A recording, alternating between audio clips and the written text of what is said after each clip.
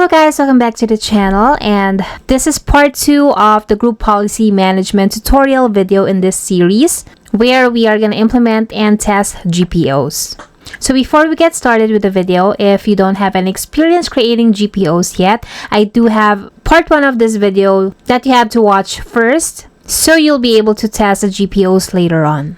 So in this video, we are going to be joining a computer to a domain. And before that, I'm going to show you how to create a Windows desktop VM that we are going to join to the domain later on. And also, we are going to implement and test GPO. So if you're interested in today's video, please keep on watching. And without further ado, let's get started. Okay, so before I show you how to implement and test GPO, there's prerequisites for this activity that we're going to do. So make sure that you have these installed first before we implement the GPO. So you should have Windows Server installed, Group Policy Management Console installed.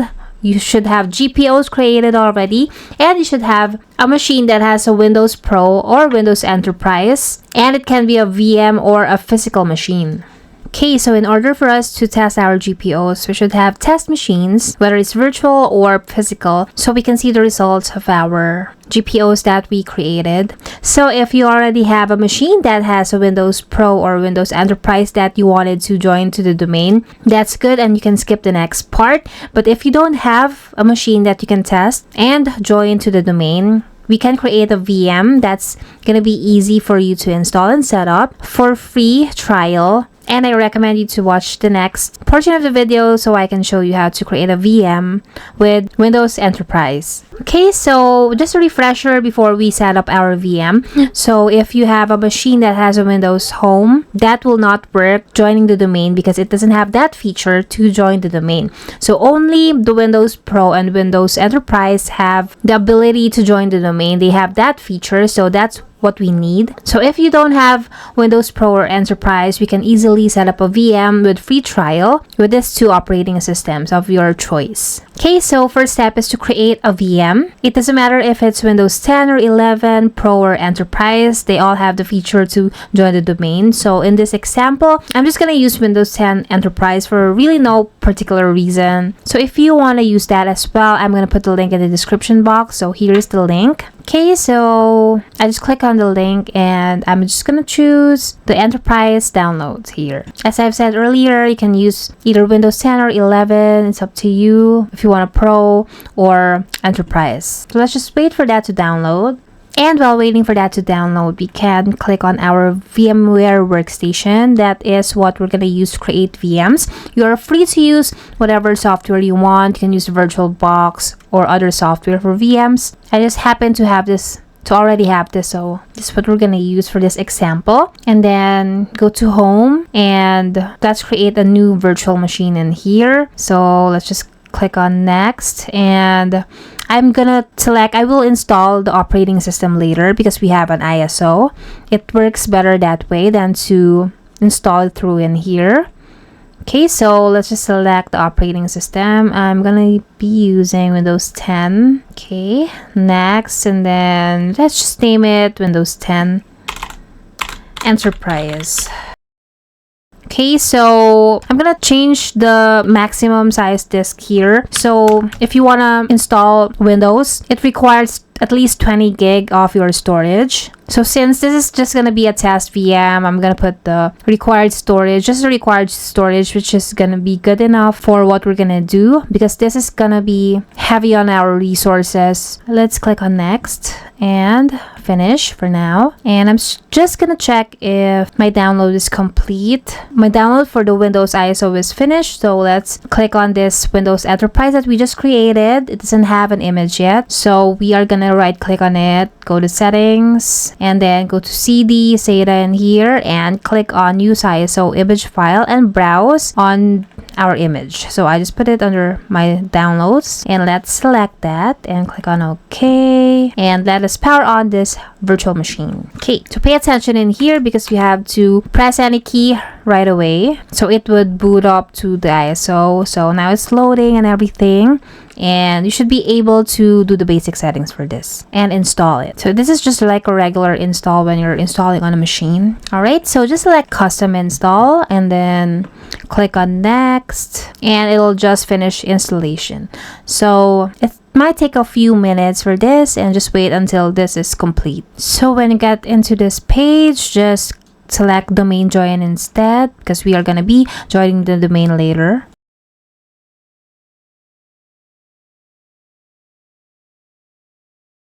Okay, so now we are in our Windows Enterprise. So there's a free trial for this for 90 days. And I think that is enough when you are doing some practice labs just like this. So before we can join the domain, we have to set up our DNS server first. And we have to set up our DNS on this client so it can connect and communicate with our domain controller that we have created in the previous hands-on activities. Okay, so the next step would be to set up your server. So go to your VM with the server and power it on. Okay, so you have to get into your server, log into your server. Okay, first step is to set up our Windows server with the static IP address, because that's best practice. Servers should always have static IP address. So we should check first what our IP address is and see what kind of IP address we have. So you can go to network options here, open network and internet settings. Okay, and go to change adapter options in here, and just right click and go to properties and click on TCP/IP in here. So it shows in here that we have DHCP, and we wanted to give our server a static IP address in here because that is the best practice, and also that is what we're gonna use later on to connect our client machines for the DNS server, because we are also gonna assign this domain controller as our DNS server for this video. Okay, so just to simplify everything for this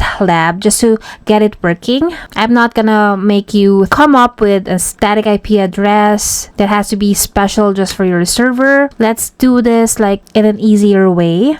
So the next step would be to type in CMD to get to our command prompt or open command prompt, and then let's go and do IP config. So this is what will display our IP address, and earlier we checked that we have the DHCP. Now we wanted to use a static IP instead. And where are you gonna get the IP address? So the easier way to do this is to just check on the IP address that is already assigned to you by your internet service provider by doing this command. So you will see your IP address is like 192.168. something. So this is what we're gonna use as our static IP, because that's easier than coming up with our subnet or our own special IP address. So let's use this instead, because we know that it's already working. We are just gonna use it as a static IP. So let's go to our internet connections again and go to the properties and TCP/IP in here, and select use the following IP address. So this is where we're gonna set up our IP address.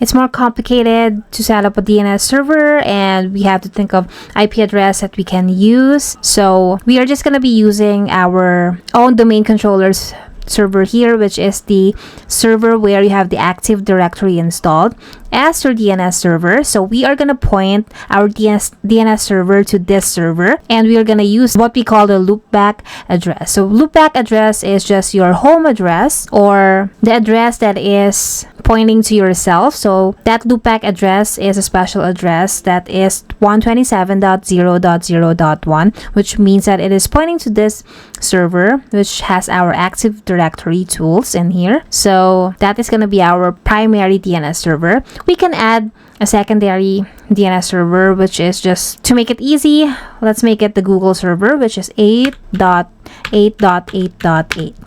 Okay, so now we have our DNS server in here, which is pointing to ourselves, and the Google server in here. And we have our static IP address that we can use later on to connect with our client machine. Okay, so press OK. Okay, so let's just make sure that we still have network even after we have configured that setting. So I'm just gonna do an IP config again and see if I'm gonna get the same IP address. Everything should be the same, but this time it is static, and I just want to see my DNS server as well if it's set up correctly as I want it. So if you do an ipconfig/all, it's going to show you the DNS servers as well. So it is correct. It's pointing to myself and the Google DNS. Okay, so those are the steps to configure our Windows server. Now let's move on to our client server, which is the Windows 10 Enterprise VM that we just created earlier. Okay, so before we can add our Windows 10 Enterprise to our domain, we have to set up our DNS server correctly.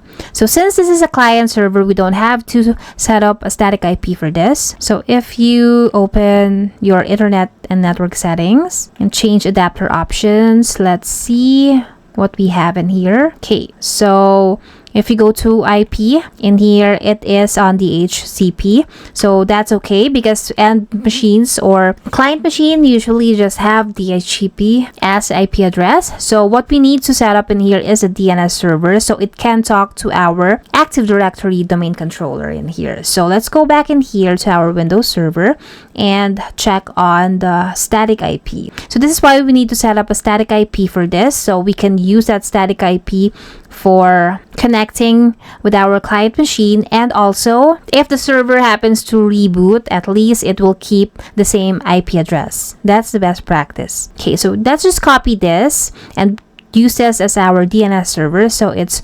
168.142.128. Okay, and our alternate could be the Google DNS server. Okay, so just click on OK. Just make sure that you still have internet connection. Okay, now to test that we have connectivity with our domain controller now, let us ping our domain controller. And this is a good sign that we can connect to it. So just ping like the IP address. I have a typo, so I'm just going to type it properly this time. Okay, so we are able to ping our domain controller now, which is a good sign, which means that we can communicate to it. So let's try now to add our computer to the domain. Also, another way to check if that DNS server is working is to do the command ns-lookup and then type in your domain name. Mine is eastcharmer.local, and it should resolve the DNS, and you should see that there's an IP address assigned to the domain. So that's another way to check that you have configured the DNS server correctly. Okay, so usually this is how we do it in the workplace. So I just go to the File Explorer and right click on this PC and click on Properties. And then if you scroll down at the very bottom, you will see the Rename this PC Advanced. Click on it and then it will show you the computer name tab and click on Change. And we can also change the computer name in here to whatever is appropriate. And in here, this is where we need to select our domain. Okay, so now it's a good sign if you see this. It means that it's just asking you for the admin credentials in here. Okay, let's wait, and it says welcome to the eastcharmer.local domain, which means that we have successfully joined into our domain, and we should be able to restart our client now and then verify that we have indeed joined the domain. Okay, so it rebooted now. Let's see. Alright, so we do have the user one earlier that we used, but now we should check if we can log in to one of our users that we have created in our previous hands-on activities for Active Directory. So let's select other user And as you can see in here, this means that you are now signing into the domain. So quick tip, if you just want to know the computer name and you are in the login screen, just type in period and slash and it'll show you the computer name if that's all you wanted to know without having to log in. So that's not really related to what we're doing, but that's just a handy tip. Okay, so let's see. I am just gonna choose one user in here, so let's see and check on the username for each charmer. So let's try to log in using each charmer username in here. Okay, so apparently I forgot what the password is, but that's easy. We can just reset the password. Okay, so I'm just gonna give it a new password because I forgot.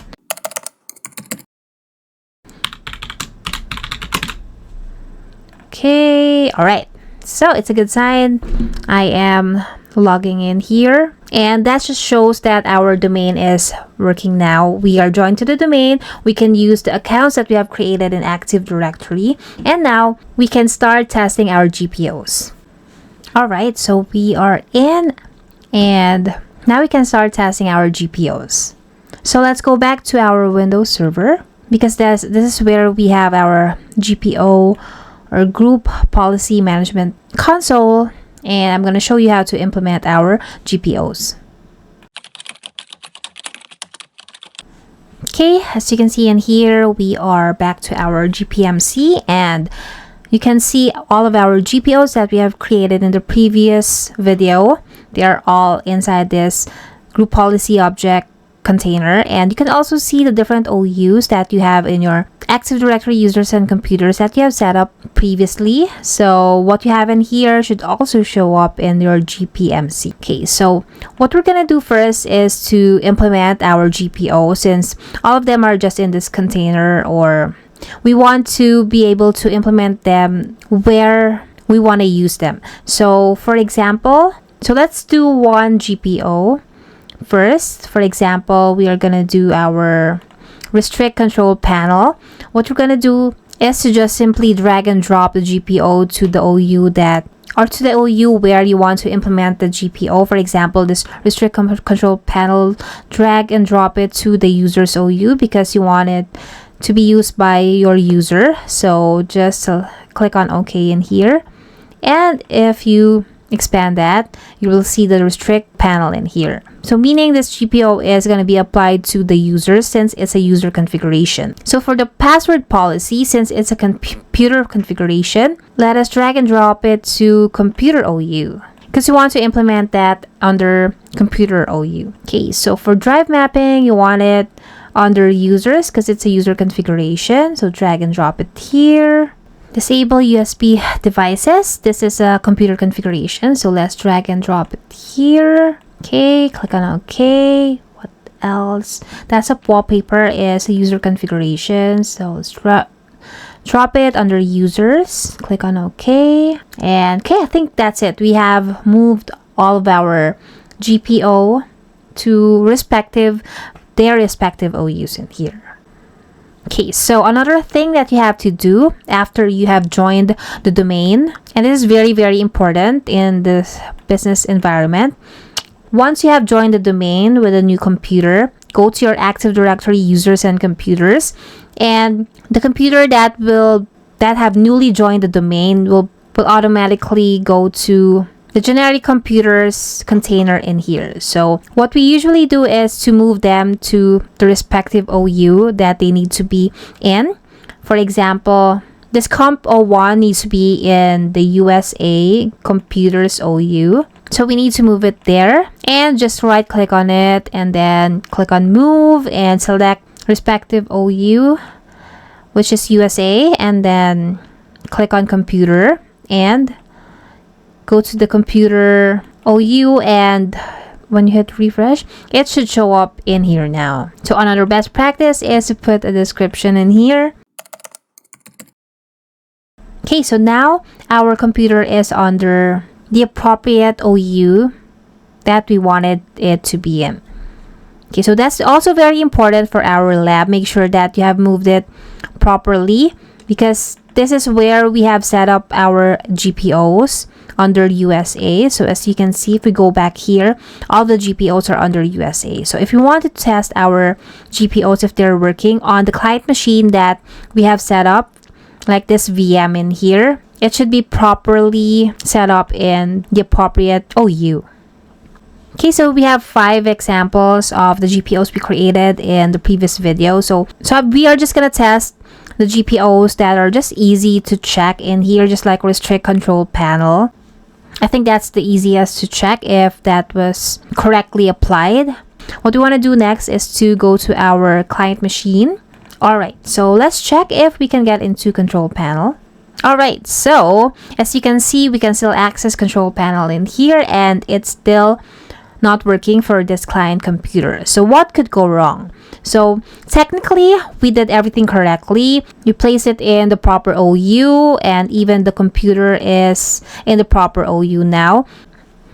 Okay, so it's not working because by default, when you apply GP settings or group policy settings, it refreshes every 90 minutes by default. So that's why it's not working, because it's either we wait for 90 minutes or we have to force it. So usually in the workplace, we don't have the time to wait for something to apply.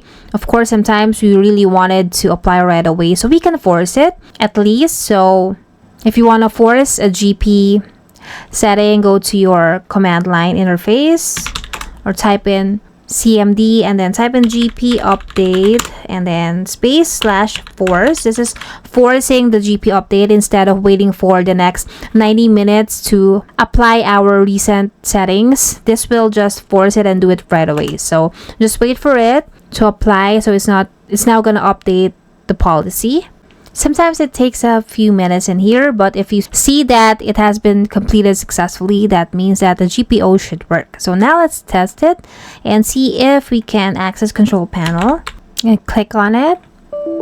And as you can see, we can't access the control panel now. You can see this error message, and like earlier, we were able to. So that's how we can test and know if the GPO that you created works. So in this case, it is working for us, and you can definitely check the other GPOs that you have created. It just will take more setup for us, but for the sake of showing you how to test it, this is how we typically do it. Okay, so that would be it for today's video. That is how we implement and test our GPO using a Windows Pro or Enterprise computer that was joined in our domain. So just a challenge for all of you who have created the GPOs from the previous video. Just try to test all of these other GPOs that we have created earlier and test to see if they're working. This is a good practice for you to create your home lab. If you have any questions, please feel free to leave it in the comment section below. I hope you learned something in today's video. We are gonna have more videos in the Windows Server series, and up next will be setting up file and print services, and also we will talk about file permissions. So if you're interested, please stay tuned to that video, and thank you so much for watching. I hope to see you guys in the next one.